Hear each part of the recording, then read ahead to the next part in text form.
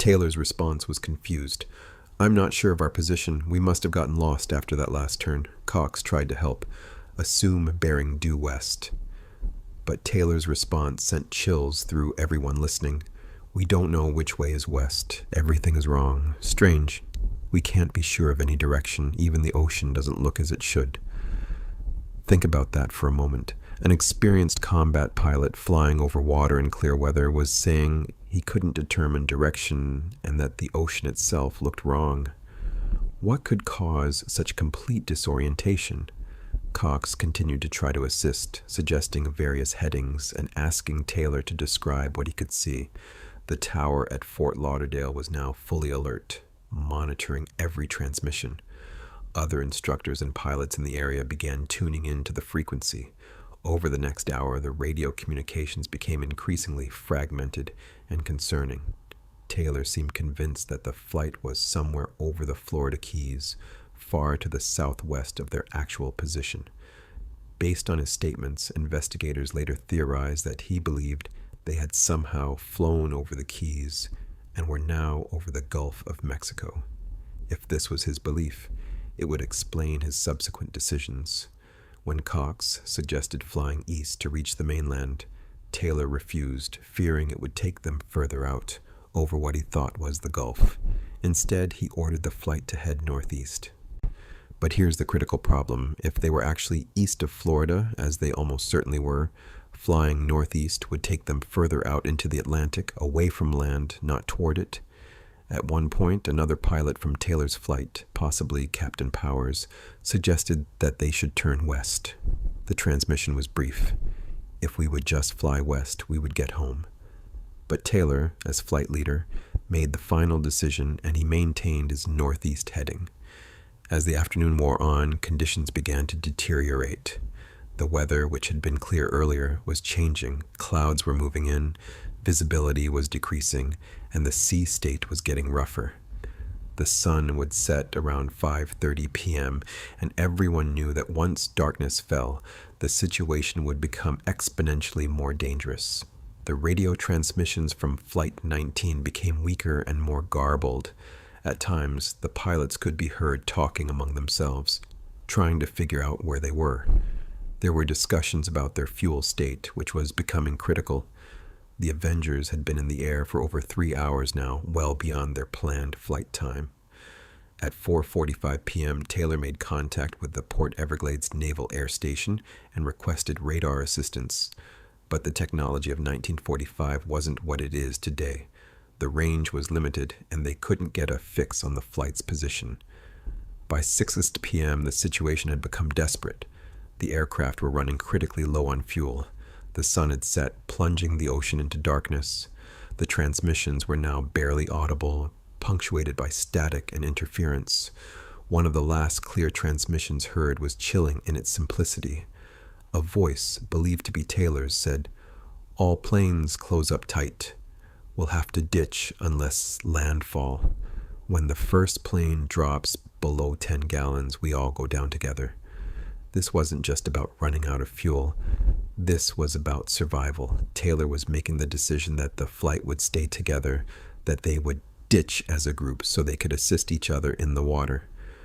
Around 7:04 p.m., Port Everglades received what may have been the final transmission from Flight 19.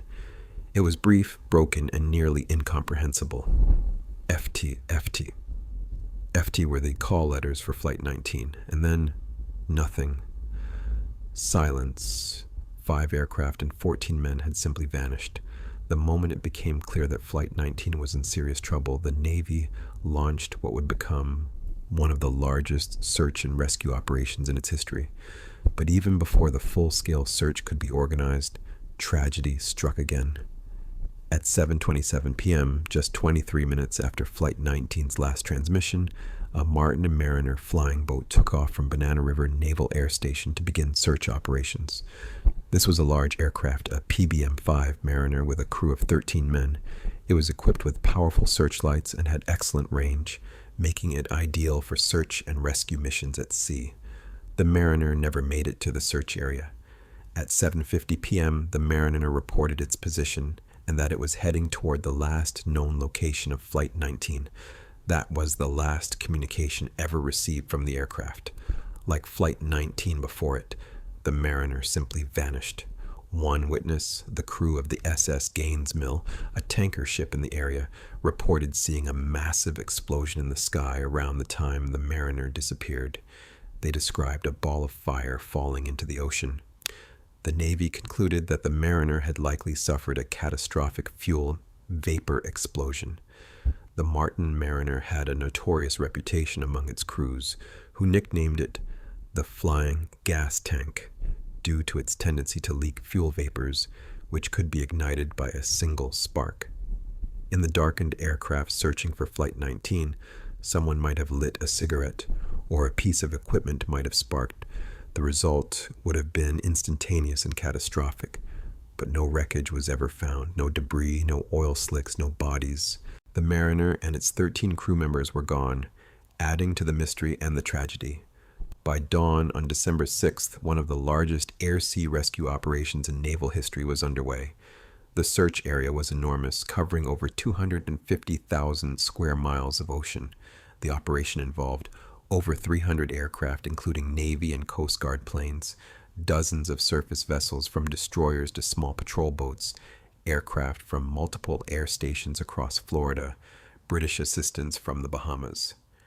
The search continued for 5 full days, with aircraft flying grid patterns over the Atlantic and the Gulf of Mexico. Ships crisscrossed the search area, looking for any sign of wreckage, oil slicks, or survivors. The Bahamas were searched, the Florida Keys were searched, even the swamps of the Everglades were searched in case the flight had somehow crashed on land. They found nothing. This is one of the most baffling aspects of the Flight 19 mystery. In 5 days of intensive searching, covering hundreds of thousands of square miles of ocean, with hundreds of trained observers looking for any trace of 6 aircraft and 27 men, they found absolutely nothing. No wreckage floating on the surface, no debris washed up on beaches, no oil slicks from ruptured fuel tanks, no life rafts, no bodies, no personal effects. Not a single piece of any of the 6 aircraft was ever recovered. Think about what that means. These weren't small aircraft. Each Avenger weighed over 10,000 pounds empty and was constructed of metal that doesn't simply dissolve in seawater. The Mariner was even larger, a flying boat designed to land on water. Even if the aircraft sank intact, debris should have broken free and floated to the surface. But there was nothing. It was as if the 6 aircraft and 27 men had simply ceased to exist. The Navy convened an official board of investigation to determine what had happened to Flight 19. The inquiry was thorough, interviewing dozens of witnesses, reviewing maintenance records, analyzing weather data, and examining every radio transmission. The investigation revealed several crucial details. The compass issue. All 5 Avengers had undergone routine maintenance checks before the flight, and there were no reported compass problems. However, investigators learned that Taylor's aircraft, Bureau number 23990, had experienced compass problems on an earlier flight that day. Taylor had requested a different aircraft, but none was available, so he flew anyway. This is significant. If Taylor's compasses were malfunctioning, it would explain his disorientation. But it raises another question. Why would 4 other aircraft, presumably with functioning compasses, follow him into disaster? The chain of command. As the flight leader and the most experienced pilot, Taylor's authority was absolute. The student pilots would naturally defer to his judgment. Even if some of them suspected they were heading in the wrong direction, challenging the flight leader would have gone against their training and military discipline. Remember that transmission from Captain Powers, "If we would just fly west, we would get home." He clearly had doubts about their heading, but he followed Taylor's lead nonetheless. The weather. The investigation confirmed that weather conditions deteriorated significantly during the flight. While it started clear, by late afternoon, squalls were moving through the area, and by evening, conditions were poor with rough seas, low clouds, and rain. However, the weather alone shouldn't have been enough to doom 5 aircraft flown by competent pilots. Navigation errors. Based on the radio transmissions and the analysis of Flight 19's likely track, Investigators concluded that Taylor became geographically disoriented. They theorized that he mistook the chain of Bahama Islands for the Florida Keys and believed the flight was over the Gulf of Mexico when they were actually over the Atlantic. This explains his refusal to fly west or east, directions that would have led them to safety. Instead, flying northeast took them further out to sea into deeper water and worsening weather. The Navy's Board of Investigation released its findings. The official conclusion was stark and controversial. The flight leader's navigation was faulty, and he became hopelessly lost. The other pilots following their leader also became lost. The cause of the accident was listed as pilot error, with specific blame placed on Lieutenant Taylor for becoming lost and making poor navigational decisions. However, this conclusion didn't sit well with everyone, particularly with Taylor's mother. She fought the finding, arguing that her son was an experienced combat veteran who wouldn't have made such fundamental errors. She pointed out that if his compasses were malfunctioning, the error wasn't his fault, but a maintenance issue. Her protests led to a revision of the official report. The cause was changed from pilot error to a more ambiguous and unsettling conclusion. This phrase would echo through the decades, fueling speculation and mystery. The United States Navy, with all its resources and expertise, couldn't definitively explain what happened to Flight 19. Over the decades since 1945, numerous theories have been proposed to explain the disappearance of Flight 19. Let's examine the main ones from the most plausible to the more exotic. This is the most widely accepted explanation among aviation experts and historians.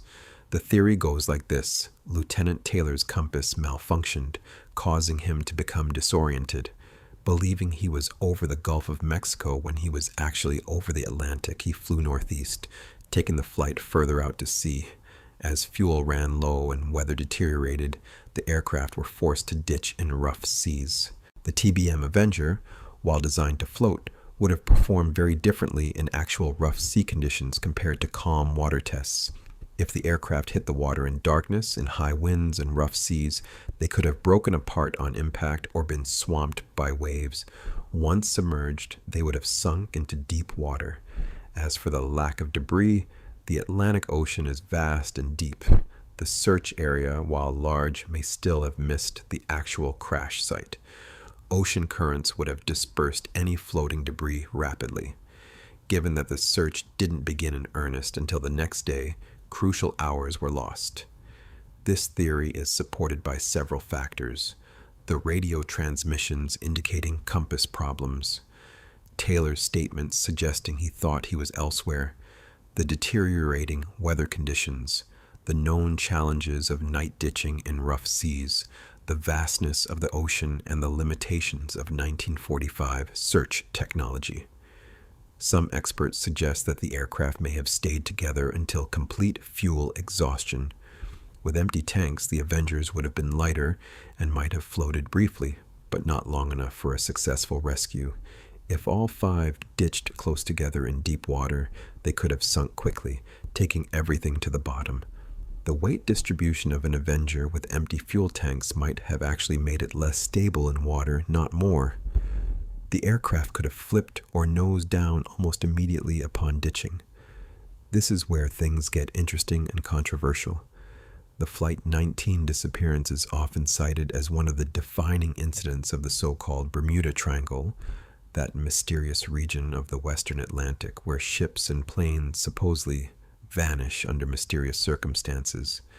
The Bermuda Triangle legend, popularized in the 1960s and 70s, suggests that some unknown force or phenomenon in this area causes compasses to malfunction, aircraft to disappear, and ships to sink without a trace. Some proponents have suggested magnetic anomalies that interfere with navigation instruments, unusual weather patterns unique to the region, underwater methane gas releases that reduce water density, causing ships to sink, time-space distortions or portals to other dimensions, extraterrestrial activity. However, it's important to note several facts about the Bermuda Triangle.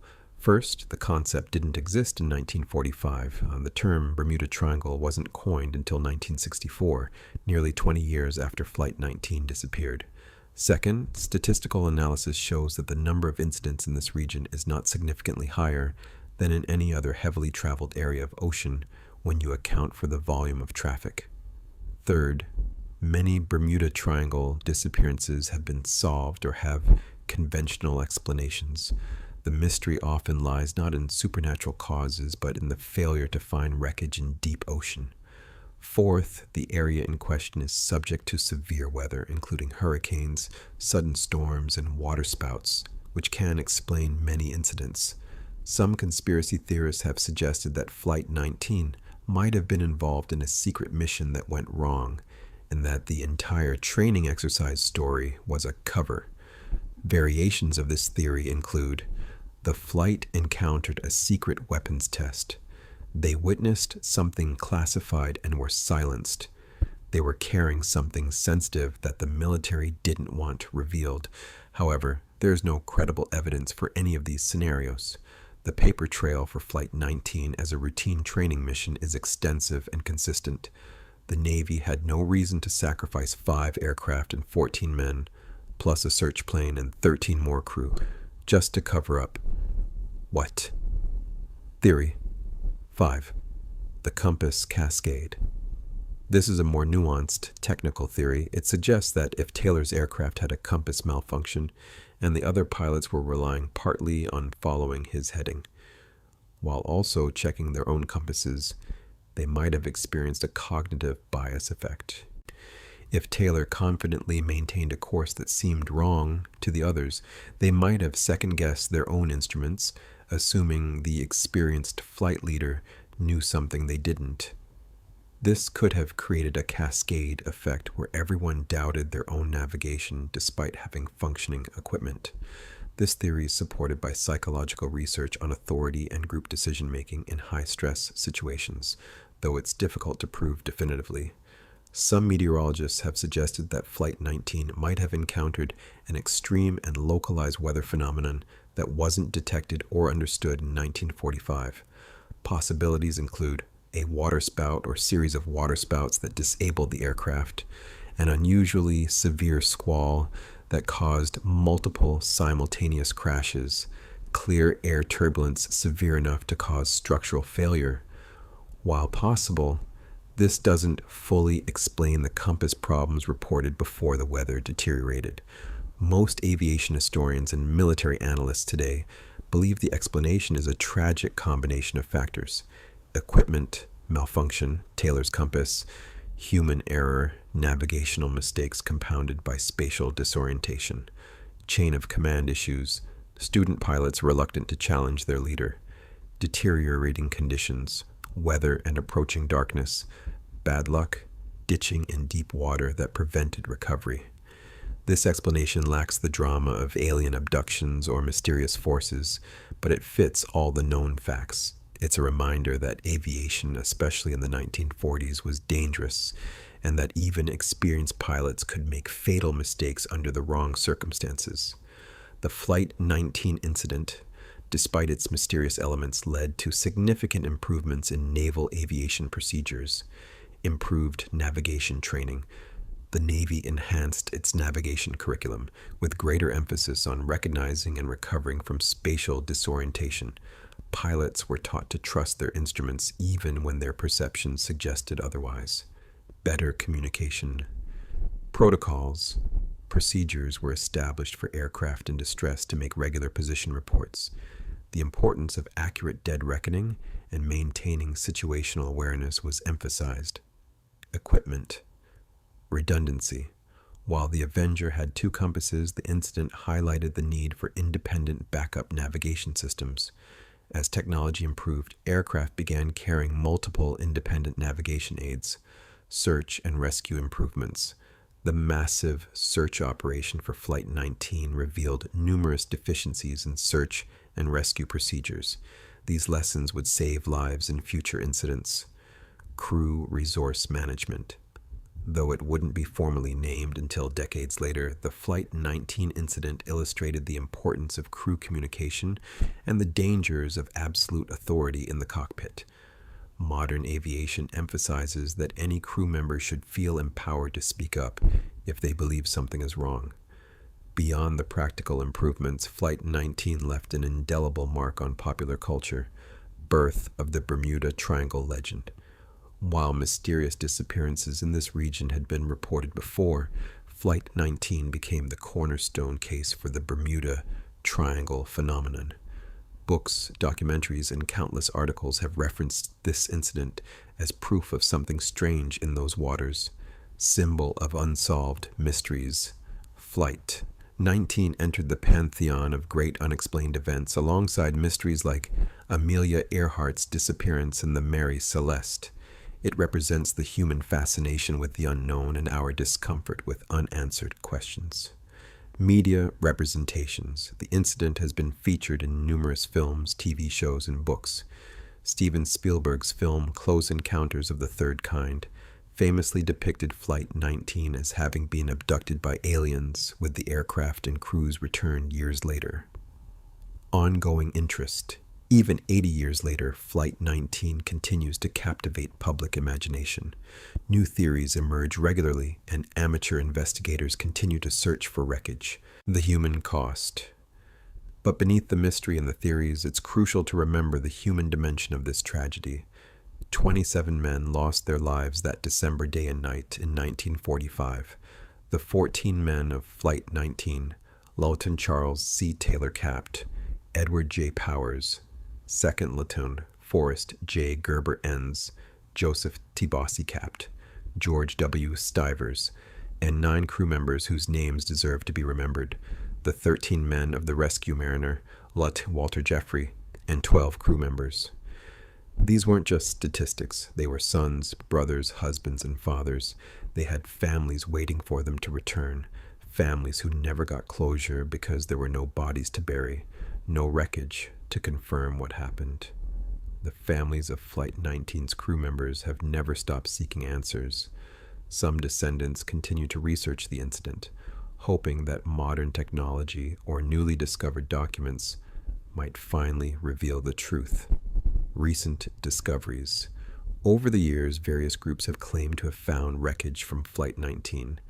In 1991, treasure hunters found 5 Avengers off the coast of Florida.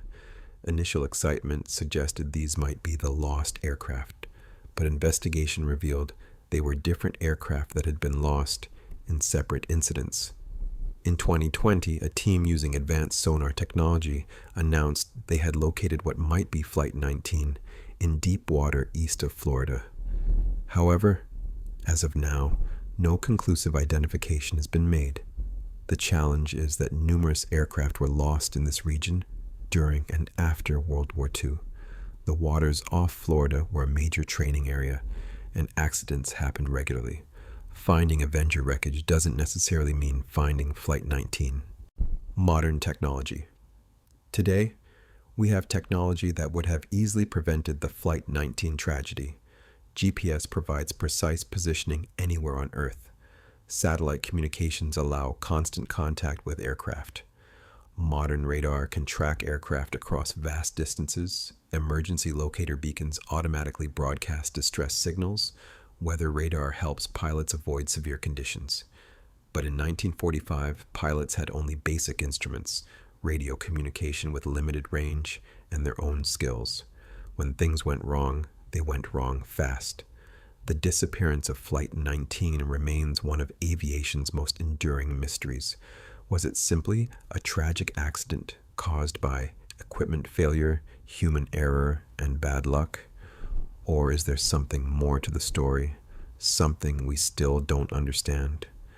Perhaps the truth lies somewhere in between. Perhaps there are aspects of this incident we'll never fully understand, not because of supernatural forces or conspiracies, but simply because the ocean keeps its secrets. What we do know is this. On December 5th, 1945, 14 men took off on a routine training flight and never returned. 27 men total lost their lives that day, most of them young men who had survived a world war only to perish in peacetime. Their story reminds us that flying, even today, requires respect for the power of nature, trust in our instruments, and the courage to speak up when something seems wrong.